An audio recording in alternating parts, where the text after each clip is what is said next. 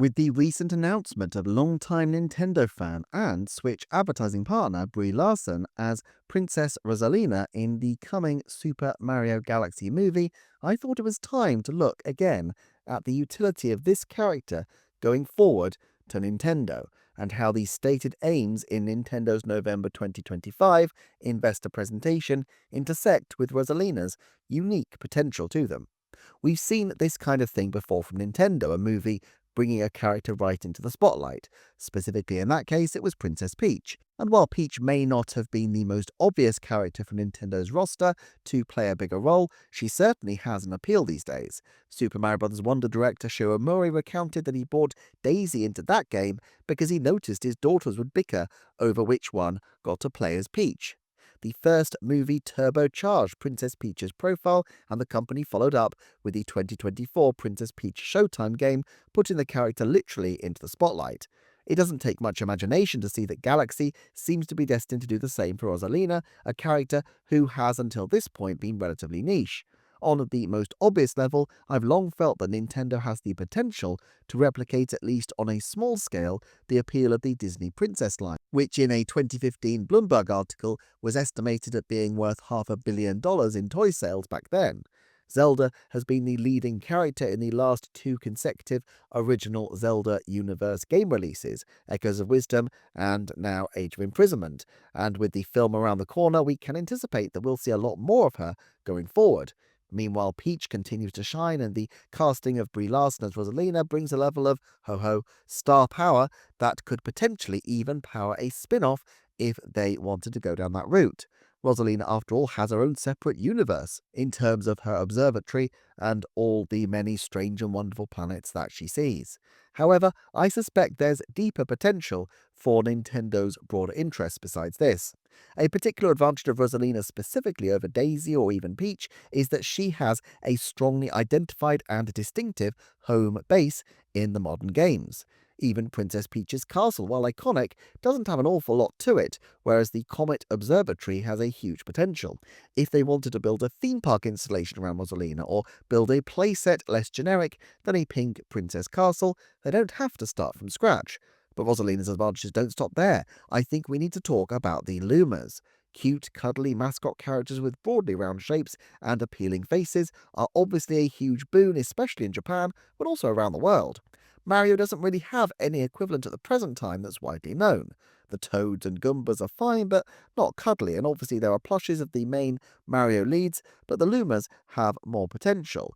Even compared to Yoshi, I think the roundish figures of the Lumas make more obvious candidates as cuddly plush toys. They're small, multicolored, easy to draw, and widely appealing even to the very youngest of children. I'm not saying that these will be the new minions or anything, but they certainly could represent a significant new source of sales. All of this ties back into the changes Nintendo made in their trajectory in the November 2025 investor presentation. One crucial change, I think, was the decision to put family at the heart of their objectives for the first time in a long while. Previously, their aim had been more of a generic appeal to anyone of any age and gender, but I think this current phase of Nintendo's growth has in mind the family home as the central driver and connective tissue of all of their endeavors. They're still looking to reach everyone, but the engine of that is making Nintendo a touchstone in childhood that is therefore a source of intergenerational connection.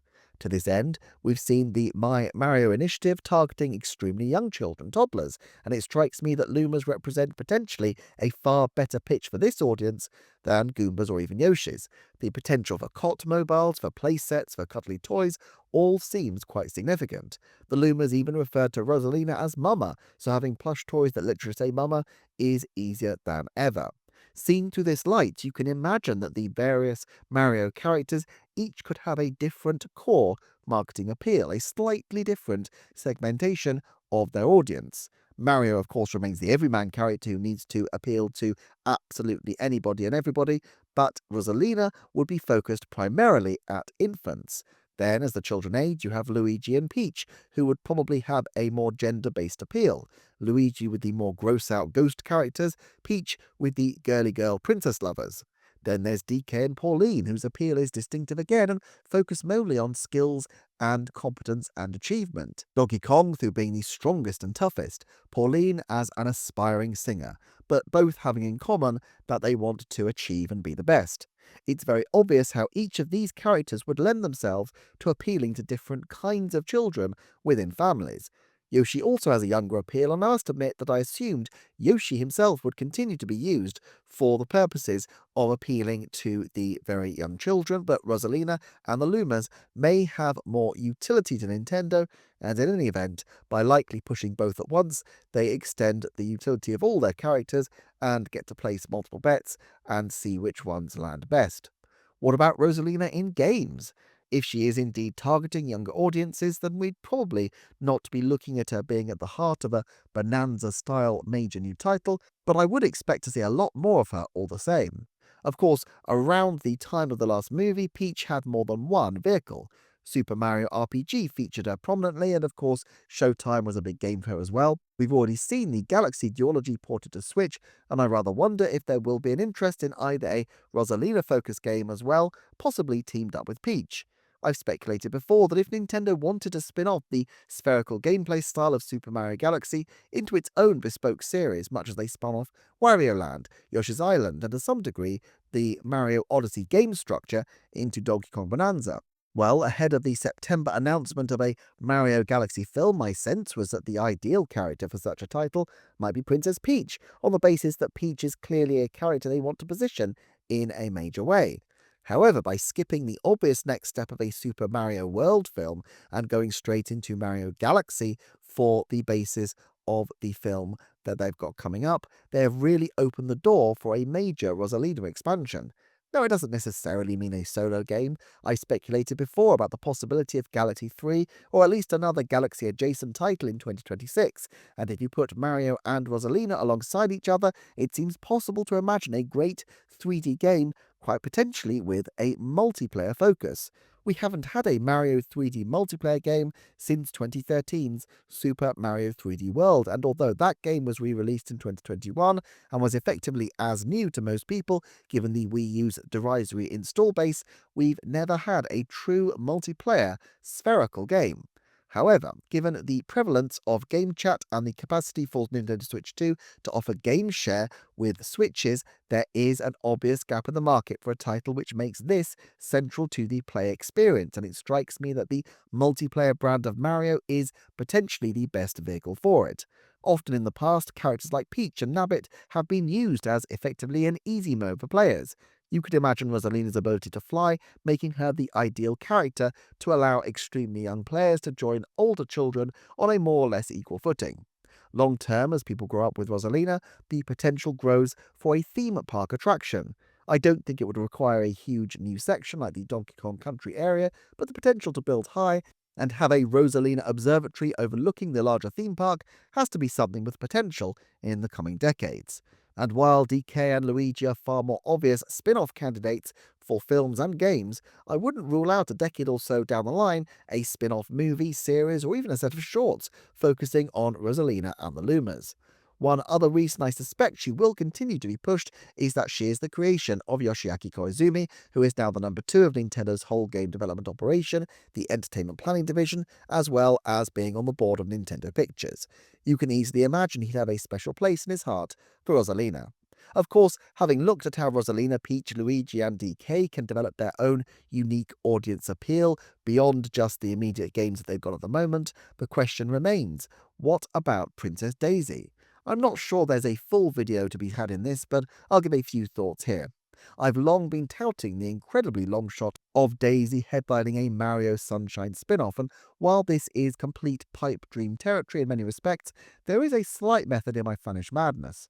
I could see making Daisy the brand ambassador for more sun-seeking outdoorsy content also having long-term potential for Nintendo. Sunglasses, tennis rackets, beach towels. There's a whole category of products that would easily suit Mario branding, but which might suit a different kind of aesthetic compared to the Princess Peach pinkness or the Luigi style. I suspect Daisy will be a major focus of the third film, and if they make Odyssey the theme, or at least globetrotting in general, it's not difficult to see how they might want to bring Isle Delfino back. Moreover, while they've successfully built distinctive gameplay styles around Luigi, Yoshi, and Wario, the two most distinctive Mario gameplay styles still left on the shelf are the spherical platformer Galaxy games and the water pistol Sunshine mechanics. Nintendo tend to take the view that good ideas remain good, and if they could rehabilitate these core mechanics around iconic characters like Rosalina and Daisy, then the potential is there to create another incredibly robust franchise for the long term. Luigi's Mansion 3 notably outsold either Splatoon title on Switch. If it were a franchise in its own right, it would probably be considered up there as a Heartland franchise, like Animal Crossing, Splatoon, and Pikmin. Development capacity probably means they won't do a Super Daisy Sunshine game, but I would expect them to try to carve out some distinctive role for her character as we move into the next decade. For posterity's sake, I like to make measurable predictions. I've covered the broad potential of another Galaxy title or an adaptation of the spherical gameplay format previously, but let's talk Rosalina specifically. We already know that Rosalina will feature in Mario Tennis Fever, but I think there's a 70% chance that we will see Rosalina in at least one other game for Switch, Switch 2, or mobile before the end of 2026. A solo game seems less likely on the Switch or Switch 2, although if you include apps, I think the chances of Rosalina or the Lumas headlining some kind of game release by the end of 2027 is probably around 30%. For more on Galaxy and its potential, do check out the videos on screen right now. Thanks as ever for watching, thanks to the channel's Patreon backers, and I shall see you next time for another Nintendo Forecast.